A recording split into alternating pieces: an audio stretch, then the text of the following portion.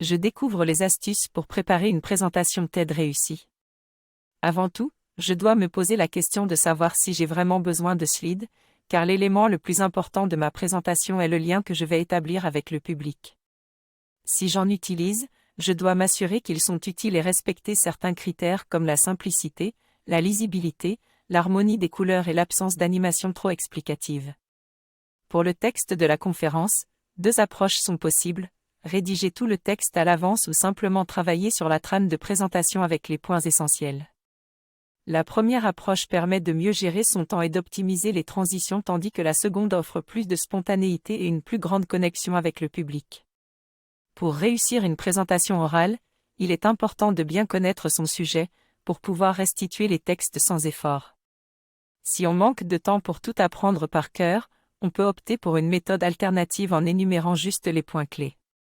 Il est important de bien se préparer en répétant plusieurs fois son discours à voix haute et en testant son support visuel devant un public restreint pour recueillir leur feedback.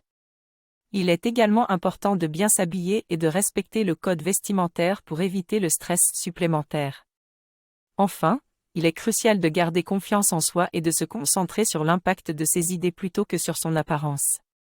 Pour avoir de l'énergie et de l'enthousiasme sur scène, un peu d'adrénaline ne fait pas de mal, mais trop peut entraîner des problèmes tels que la bouche sèche et la gorge serrée. Pour gérer cette montée d'adrénaline, je peux respirer lentement et profondément en utilisant mes poumons et mon ventre. Si je ne suis pas encore sur scène, des exercices physiques tels que des sauts ou des pompes peuvent m'aider à évacuer cette tension. Je peux également m'hydrater en buvant de l'eau avant de monter sur scène. Avant de commencer ma présentation, je peux identifier 3 ou 4 visages sympathiques dans l'auditoire pour m'aider à me sentir plus confiant et à établir une connexion avec le public. Je dois me concentrer sur l'idée que je veux partager plutôt que sur moi-même.